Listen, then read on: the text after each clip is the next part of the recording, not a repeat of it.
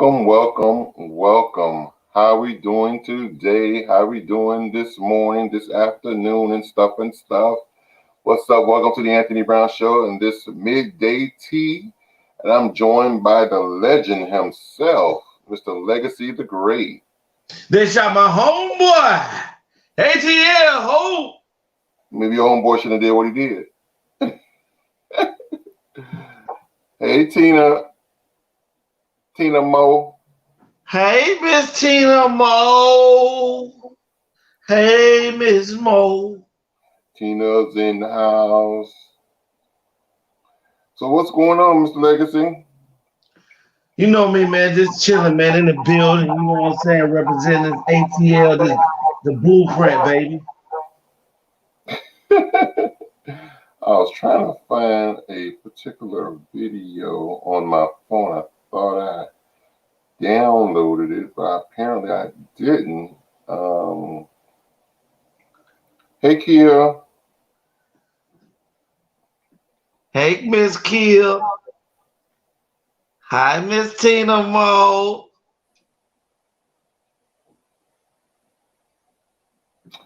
Tell her look at the screen. Hey, D-Lo.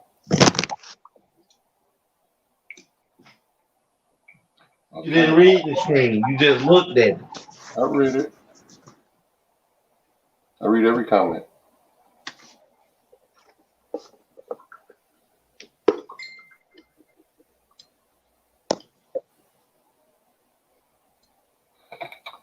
Okay. I can't find the other video that I was looking for. Anywho, today we're talking about some issues with TV wife Phylicia Rashad and Judge Joe Brown. We're going to talk about this issue with Bill Cosby being released from prison after 3 years. He was sentenced 3 years ago, and he only served 3 years. But now his conviction has been overthrown. So now he is released, and he's a free man. So and I have a video that I want to show. So Phylicia Rashad had his back from day one, which Phylicia Rashad is a young lady who played his wife on the Cosbys. And of course, Judge Joe Brown, who also was a judge on TV and in real life, but also a judge on TV. He had some things to say. So I have a video here I want to show, and then we're going to get right into the thing of the thing. You know what I'm saying? You should know it. Thank you for joining me. Why do you say that mainstream media encourages mob rule? I've talked to 43 lawyers around the country, 17 judges, and I haven't found one that was shocked by the verdict. Most saw the same thing that I did from day one. This never should have gone to trial. It's a travesty. It's a violation of due process and American law. It is part of this mess that mainstream media is trying to feed into the heads of the citizenry and poison them by saying that their emotions and their feelings are supposed to have paramountcy over what happens within the law. That's not the way it goes. I get people who never even took what they should have gotten in the 4th and 5th grade get to talking about how somebody going to disprove what these women accused Dr. Cosby of. And the truth of the matter is you don't have to. They have to prove that what they claim is true, not the other way around. That's American law. I see too much of this show up on the courthouse, voice your opinion, and get the courts to yield to what you believe. That's not the way the law works. That's called mob rule, mob justice. And if you want a more egregious exemplar, take what happened to A.T.L and every other black man that's been lynched in the history of this country because somebody got emotional and decided to suborn the law, go around it, and do what their emotions drove them to do. So that is the way things ought to be. Law separates us from the animals, and we can't have this disregard of the law.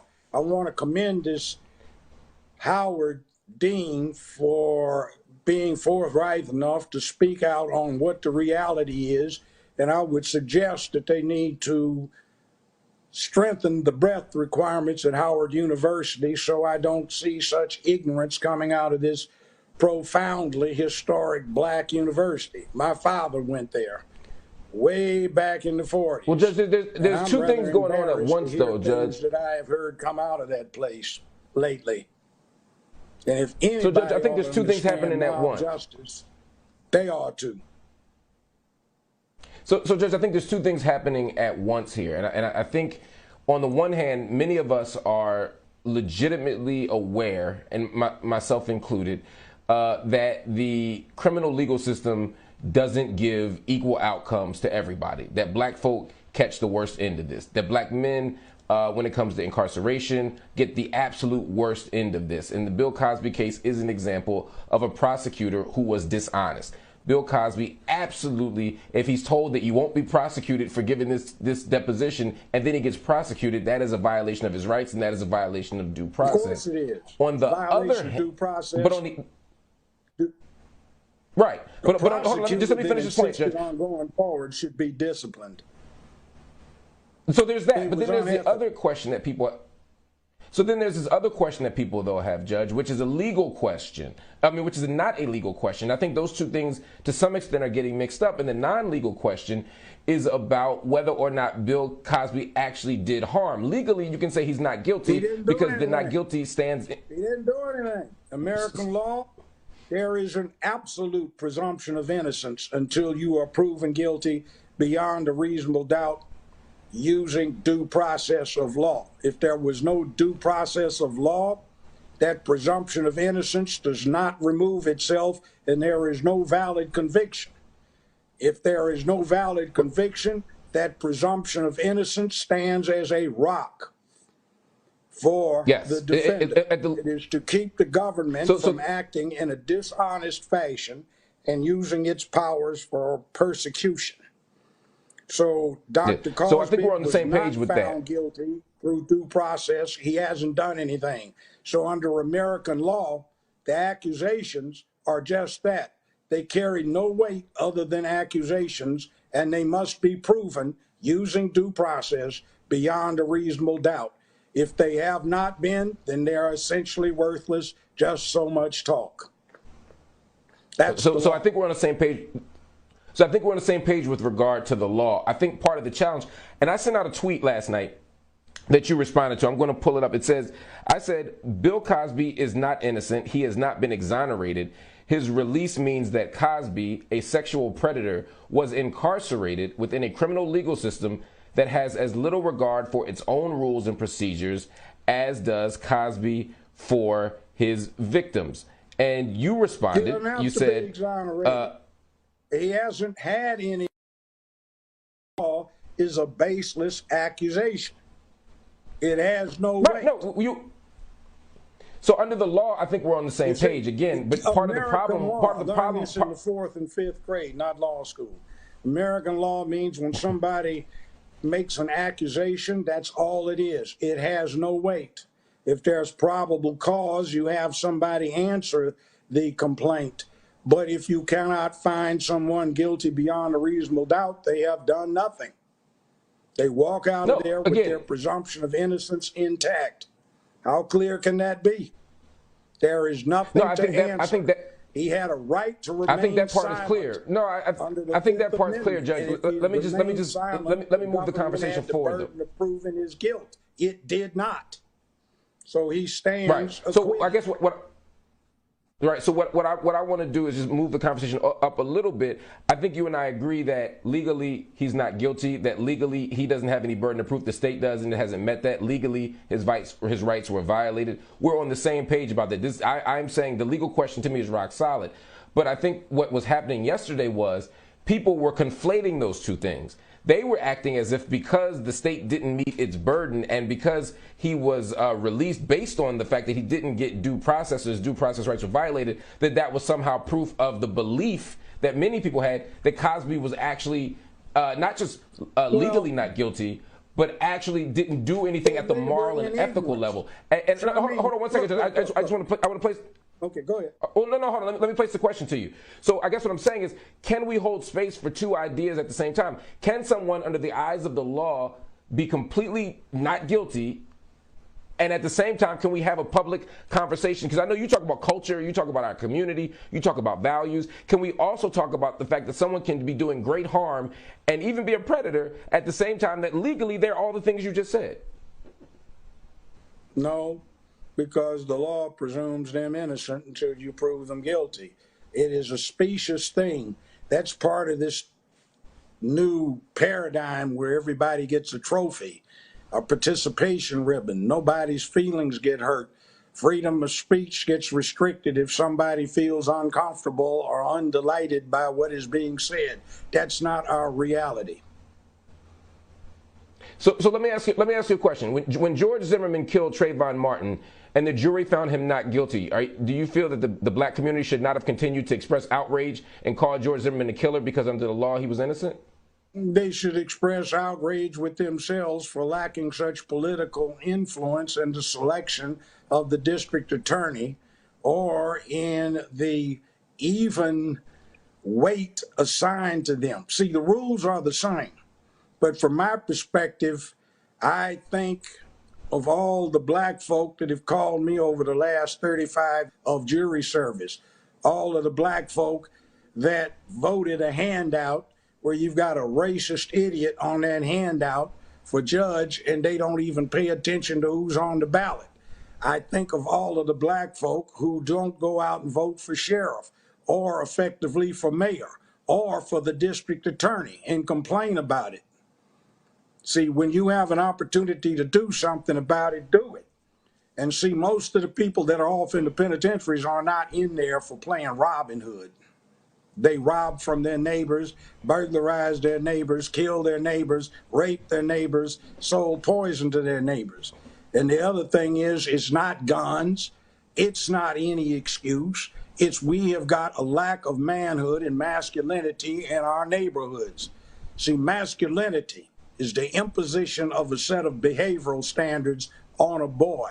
So when the boy grows into a man, he has some things he has to do that he cannot get away with, that he is compelled to look to, making where he lives a better, safer, more secure place filled with economic prosperity, sense of purpose, morality, and ethics. He is a man of public peace, dignity, and order, who is a man of peace, who can be a brave and courageous man when necessary.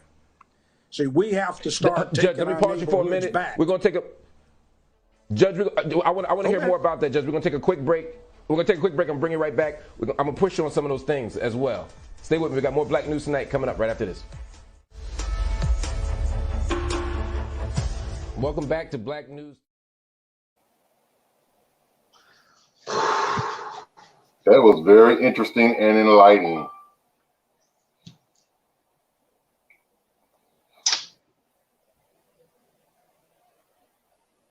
Let's talk about it. I'm with Judge Joe Brown on the incident. Bill Cosby was indicted based off of what he was talking about in the deposition that was between him, his lawyer, and the prosecutor. Right. Once the prosecutor promised him that whatever they talk about in this hearing will not be used in court or used against him, which is almost like immunity. Mm-hmm. And so once he got that in writing and he explained everything that went on with the situation that happened over 35 years ago for some people, the prosecutor realized that the due process time had passed on a bunch of those cases. And so there was not only the time that elapsed for these people to come back with the charges, but also there was no evidence, there was no proof of anything that they were talking about. There was no semen, There was no drug test. There were no panties. There were no hair fibers, follicles, or anything like that to prove a case against Dr. Cosby. So once the prosecutor realized that he no longer had a case against Bill Cosby, him as an overzealous prosecutor and a judge that was looking to be reelected again decided that they would concoct a way of getting him locked up to tear down who he was as an individual. So the evidence that they used against Dr. Cosby in this case, whether he said it or not, would have never came to fruition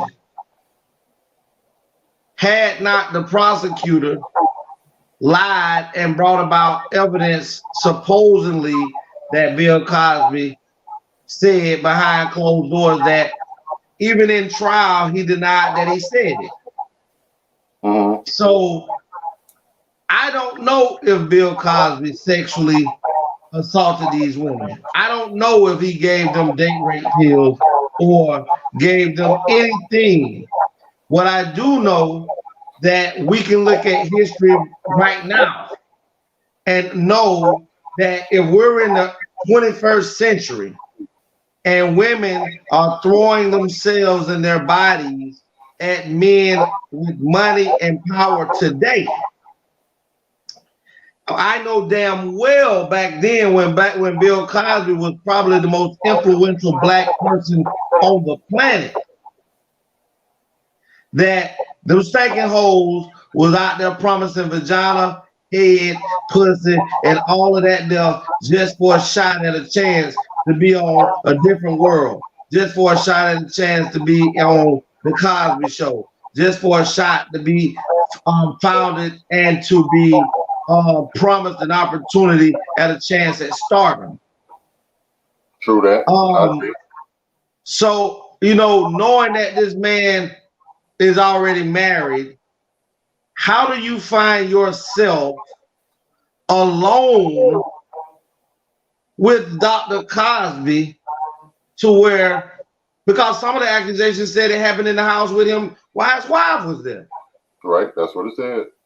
So how do you find yourself a upstanding, wholesome woman alone at this time of night with Dr. Bill Cosby and knowing that his wife was in the house, but once she left the premises and went in her room, you're still sitting downstairs talking? Why didn't you get your stank vagina up and leave? Because you was hoping at a chance to swallow his kids and to get into the door of being able to partake on NBC television network. He told you a lie. He never gave you what he supposedly had promised you, and you're still vindictive after all of these years. And now that the man had gotten old and couldn't really fight, now you want to come out after all these years just to tarnish the man's name. So no, I don't believe none of them stinking bitches said. Not now one. Like I was saying in a previous conversation, I personally don't think that between 30 and between 30 and 60 women or 30 and 50 women was assaulted in any kind of way, and then out of 30 and 60 women, no one had the nerve to say something. Exactly. You mean to tell me at least one person should have said something. You mean to tell me you're in your 20s and Dr. Bill Cosby 20s and 30s, even if he did do it, Bill Cosby has never been known to be a man that was terrifying.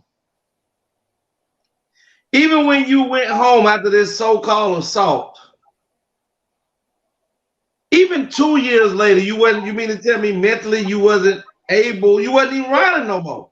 So mentally you wasn't able to tell the police he did this to you. You hadn't told none of your family members none of your best friends. You kept this bottled up inside of you for 30 years until this day right here. That now you're saying he took everything from me. No, he just lied to you about this. You're still crying about it like it happened yesterday. Yeah, like it happened yesterday, and it was a bunch of Karens and Tina and Tinas, and I'm like, at the top of his career, you could have still brought this to the forefront and had a better chance of proving your case then than you would 35, 40 years later. True. Because guess what? Maybe somebody would have had a little bit more sympathy and looked at you and said, oh my God, she's so beautiful. He may have done that. But looking at you at 60, ain't nobody falling for that. No one's convinced. Nobody convinced. And what the state betted on was mob rule. They rolled the dice on mob rule, that to have enough people say you did something automatically mean that you have, if you didn't do it to 3 of them, you at least did it to 20 of them. Because to have that many women come out of the blue and start talking about, oh yeah, he did this, he did that, it automatically looked facetious. It looks bullshit. It looks like y'all are trying to trump stuff up on this man due to the fact that Bill Cosby had enough money by himself to start trying to purchase NBC. That's what happened. And in order to be able to remove him from being able to do that, you needed to start a smear tactic. You had to smear his name to where he went from being the world's best dad to becoming a super predator. So regardless of what Bill Cosby may have won his case, and kudos to Bill, you did your thing, and your legal team did their thing, they earned their money, but they also know that in the public eye, in the public view, they will always look at him as a sexual predator. So they no longer have to have him incarcerated physically, because outside his home, he's still in a prison. He's in a mental prison of dealing with, no matter where he goes, he's going to be verbally assaulted. He's going to be shamed. He's going to be slanderized. He's going to have defamation of character on him till the day that he dies. And it bothers me that black people don't notice that every great black person who has dominated in anything he's done in the United States, you do something to remove him out of the history book in a positive public eye, because you don't want to have to write history to where how much black people have changed matter of fact, not changed, continually dominated, because we the ones shaped the fabric of the United States of America, from the working class to the upper echelon of black people. We've built that from having inventions that were stolen, from having inventions that were stolen and were given invention names and titles to their slave masters, all the way up till now. So what they do is nobody has ever, let's look at it like this now, nobody has ever convicted Michael Jackson of sex. He's never been convicted of sex charges. Right. Will I leave my child around Michael? No. Am I going to call Michael Jackson a sexual predator? No, because he's never been convicted. But I could go and look at R. Kelly. Has R. Kelly been convicted of a sexual charge? No. Has R. Kelly peed on a little fast-ass 14-year-old girl who shouldn't have had her ass at this man's house? Yes. Is he a sexual predator? Yes, he is. Why can't I say that? Because I can see the tape where he's pissing on a 14-year-old girl who was at a grown man's house, whose parents did not monitor and watch their child. So 3 people should have went to jail. R. Kelly should have went to jail, should have been convicted. The little girl should have went to RYDC because you ain't had no business around no grown-ass man's house this early in the morning. She should have went to a youth detention center because her being there, willingly sitting there drinking the piss, meaning that she committed a crime too, which is also she put herself in a statutory rape situation. And go get your mama because your mama should know where the fuck her 14-year-old daughter was at instead of being showered with gold piss. Right. So all of them should have went and done some time. On these new charges of R. Kelly, none of those women have ever came out and said that R. Kelly had a mob of dudes with guns walk around and collect them and take them to his house and kept them housed in the house with guns and told them that they couldn't leave. Nobody says that. Only the family members said it.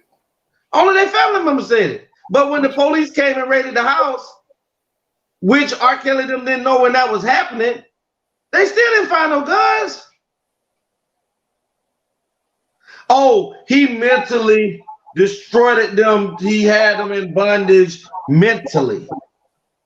So if we're gonna lock R. Kelly up for that, then what we need to do, we need to go and dig up these crackers who had all these people still in bondage all these years mentally,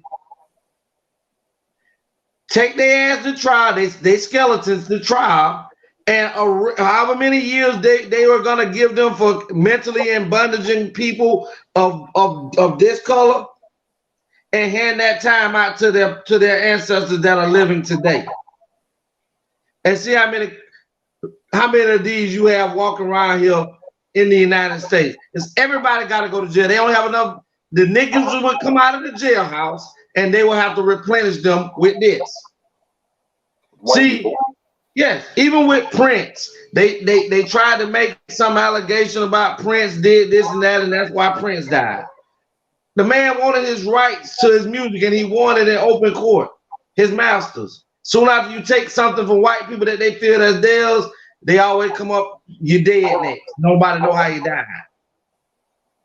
So what about Phylicia Rashad with the Howard University?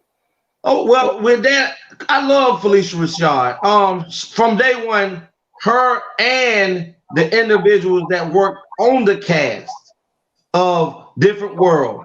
Hey, Zaddy. Hey, Jessica. Who she calling you daddy? Yeah. Oh, she that's my baby mama. For sure. They've all been in support. They were blown away by the accusations. None of them could say that he sexually assaulted them or done anything to them while they worked all those years together on the Cosby Show or all those years in a Different World. But now these people outside of them have this to say. And it bothered me that, you know, by only Phylicia Rashad giving kudos to Bill Cosby's legal team and Bill Cosby being freed and can't be charged with those charges anymore, women at Howard University start to feel like they were violated. Everybody has an opinion and a right to it. True. Everybody. And everybody has a choice and an option to root for whom they want to root for. It bothers me. I mean, I would love for everybody to understand and stand behind the Black Lives Matter movement and understand what is there for. But if you decide that you don't want to stand with the Black Lives Matter movement, that doesn't mean that you're racist. It just means that whatever they're standing for, you're just not for it. That's your choice. Women feel like if you don't stand, women, let me say this. Women feel like if you're not with the Me Too movement, then you are still trying to have them up under man's rule. So, you know, they make you out to be, what's the word?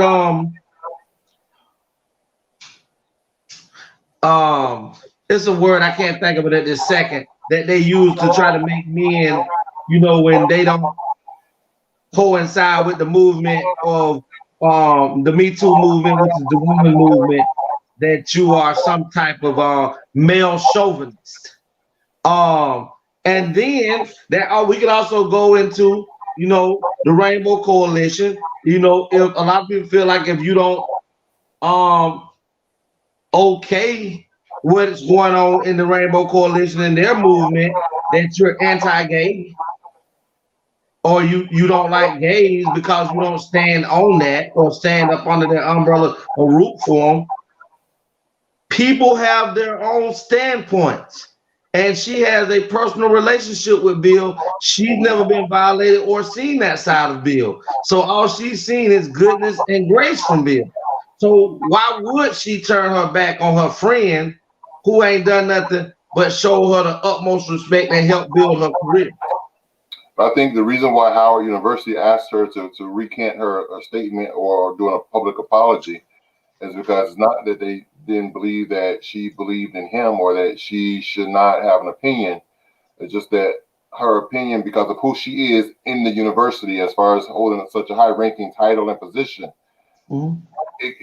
I guess it kind of, I want to put a bad taste on the public's view of her as a person. So we have to silence her due to the fact of public opinion? Think of it this way. Let's say I'm a female and I attend Howard University. I thought you was a female. Sometimes, but let's say let's say I'm a female and I attend Howard University and I'm an AKA Skiwi. And let's say I'm on campus doing my thing. Pi Beta Sigma. Don't be hating, you know. So yeah, I'll probably pledge AKA. But nevertheless, and let's say I've been molested as a child, so I attend Howard University, and I feel comfortable because I can talk to Phylicia Rashad because she's being the dean of fine arts or whatever, you know, whatever her title is at the university, and then to hear her say, "Finally, justice has been served because he was free." I as a previous victim of such heinous crime. That's a personal issue. It's personal, true. But my mind, you need to go get on your knees, go have the person who assaulted you prosecuted or murdered, get with God, do some inner healing, and let it go. Has nothing to do with Phylicia Rashad never came to you and told you that you deserve that. All she did was stuck by a friend, and she's entitled to do that. That's why Judge Joe Brown just said that kudos to the president of Howard University for fixing and correcting that idiotic shit. And I'm going to complete my statement because you cut me off. But as I was saying, so me as the female, I'm thinking that I thought I could possibly go to Phylicia Rashad, a black strong woman, me being a black strong woman, that she would understand and where I'm coming from and how I feel.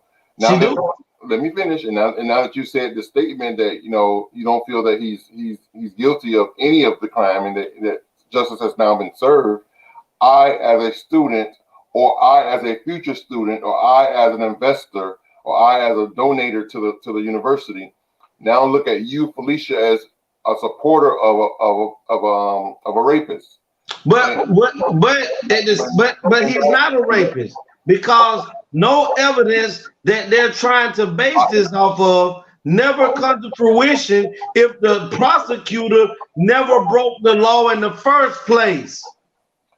So who you should have a problem with is the prosecutor, not Bill Cosby, not Phylicia Rashad, because none of those evidence come to fruition or come to the light if the prosecutor never broke the law.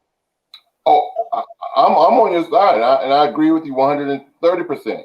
I'm not saying you're not, but I'm just trying telling to you get people to I'm just telling you understand how how people you have see to it. look at it. Because if this situation was the other way around and that was your dad, or that was your mom, or your mama friends or dad stuck behind them through whatever trial and tribulation y'all was going through and they were freed, you are going to be exuberant and elateful and joyful and giddy and gay and everything because the person that you love who was wronged by the system is free. True that.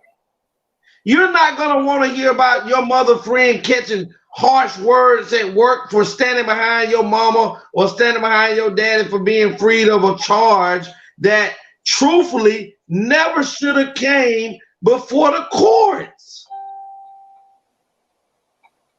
I agree.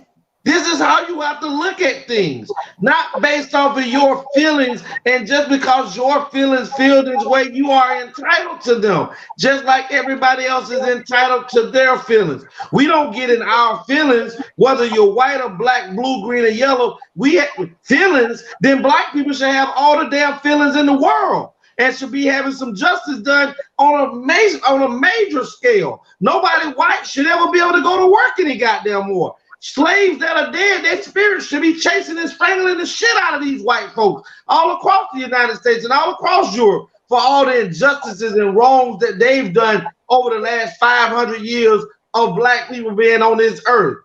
They've done more injustices and wrong shit to black and brown people in the last 500 years, and nobody, I'm talking about nobody, white, black, white or European has ever called them out on it and say, look, this was wrong. We need to fix this. We just had a George Floyd bill that was presented to the United States Congress, that was presented to the President of the United States of America, who ran his election based off of the fact that he would have the George Floyd bill implemented in the first 100 days of his inauguration. We're well over that, but we have had an Asian law passed in its first time going before the Congress. We've had this done within 60 days of him being in office. 60 of a few Asians going through some hardship that black folks been going through for 500 years. And we have had over 234 bills and propositions that have went before Congress to make laws, hate crimes for officers and Ku Klux Klansmen throughout the history of black folks in the United States, that at least 200 years of it, and 238 of those bills have been shunned and slammed down and never talked about again because guess what? White people don't give a damn. So no, I'm sorry that your Karens and whatever was promised life-changing jobs and opportunities, and they decided to suck nut out of a penis, and because they didn't get nothing, and now they want to come up 40 years later talking about look at the calm stain on the side of my jaw. Now nobody wants to hear that, Monica Lewinsky. But again, being a devil's advocate, I think Howard University is more or less looking at, because first of all, Howard is a business. It's an institution of higher learning, but it is still a business. And they rely on funding from the community to run that organization. So when I guess they were probably being threatened that they were going to be losing donations and losing contributions and losing people, giving. So it was like, do we focus on we as the Howard University higher ups?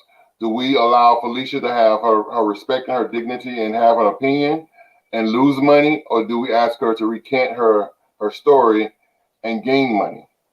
I think Phylicia did an injustice to herself. She did an injustice to herself by apologizing for something she didn't do wrong. And this is something that I try to get people to understand is even though you did nothing wrong and you apologize, it makes you it makes you seem like you intentionally went out and did something wrong when you didn't. I feel like if she was gonna have to do that, then by her being under contract with Howard University, if they wanted to remove me, then they would have to settle out of court with me on a portion of whatever I was promised from this contract of me becoming the president or the dean over fine arts or whatever. So if you promise me $6 million and I gotta walk away with $3 million in my dignity and pride, knowing that I did nothing wrong, and I continue to stand up for a friend who was wronged by the criminal justice system, then I'll take them $3 million and have y'all force me out. Fuck you. Okay. I feel you. But I grew up like this, Tony, and I'm pretty sure you did too. I was taught that if you stand for nothing, you will fall for anything. And to stand sometimes may offend people. But guess what? Also taking a knee like Colin Kaepernick did, humbling yourself, also offends white America also. That's definitely true. So if you're in a win-lose situation and you're in a lose-lose situation. But as long as you walk away with a portion of your bag that is owned to you, don't always sell yourself for money. Sometimes your dignity and pride has to be worth more than money. You're well into your 70s. It's not much on earth that you haven't done with your life. You've made movies. You've been the #1 mom in America for a long time. You've made money. Bill Cosby made you rich. Your husband has been a sports analysis for years, and y'all have money. But if you're worried about what somebody think about you this late in the game, you know what? None of that shit ain't gonna be talked about when you die and go before the good Lord. Fuck them. Period. Fuck them. You're absolutely right. Well, we just need to get on here and share our opinions, share our views, and I think we've done just that. And let me clear something up too. We on the A.T.L show do not suborn or support anybody who is a sexual predator.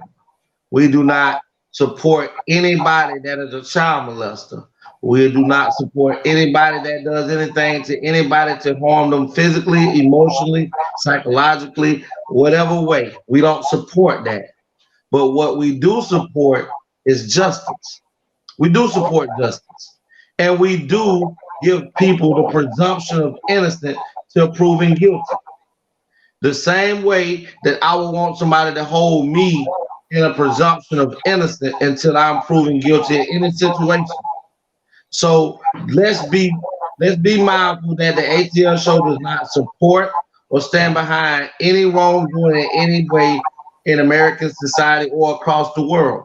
But what we will do is stand firm and stand strong and reserve the right to support and the right to dismiss anybody who is convicted rightfully by a jury of 12 and the district attorney and the prosecuting office went about the legal way and did everything legit. If I was always taught that one bad apple spoils a bunch, and birds of a feather flock together. So what I can say is we've been seeing a lot of bad apples across the country in the police in the blue uniform that fell from the tree, so they're spoiling a hell of a more than a bunch.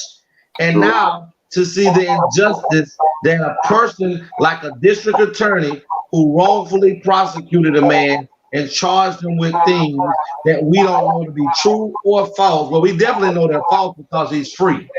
Exactly. But to be overzealous in that way, that means that you as a piece of fruit fell down amongst a bunch of righteous jury people and you poison the fruit of the tree. That's true. So this is why a person who may have been a predator is now free because of your wrong, overzealous prosecution. So at the end of the day, please everybody stop calling Bill Cosby a predator. Please everybody stop calling Phylicia Rashad wrong for standing up for a friend that is now free, and that's by the same justice system that prosecuted him. The same way y'all was elated when he was locked up for felonious charges that was trumped up on him.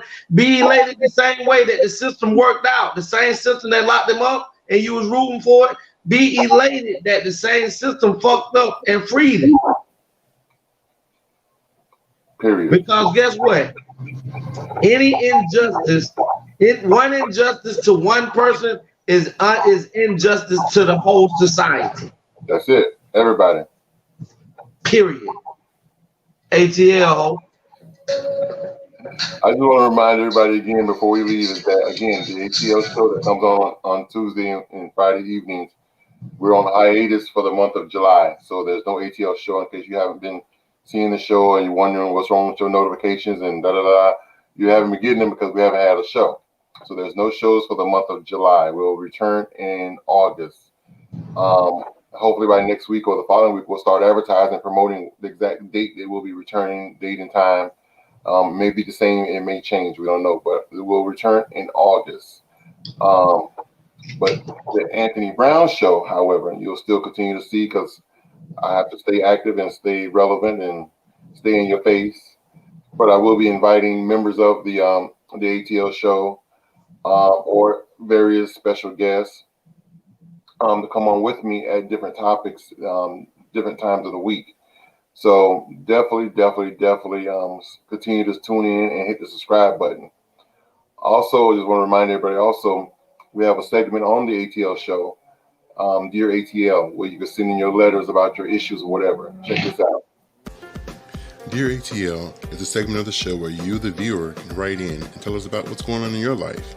And we will read your letter and respond to your letter live here on the air.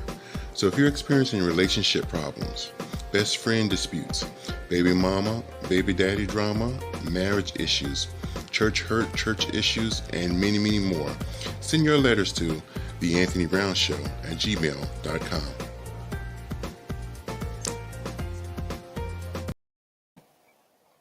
There you have it.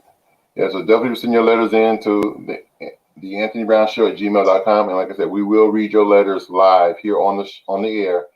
If you want, you can remain anonymous. We won't mention your name, but we will read your letter and respond. And the fact that multiple people are responding, you're getting various points of views on your letters or on your topics or whatever. So definitely hit us up. Anything else you would like to say, sir? Oh yeah. Welcome home, Cosby. Yes, definitely. Welcome home. And Friday we'll be doing another midday tea about the young lady from the Olympics. So definitely tune in for that one. Take you by 4 of them good Viagras, 3 Cialises, and 1 Levitra, and stretch it out back there with Camille.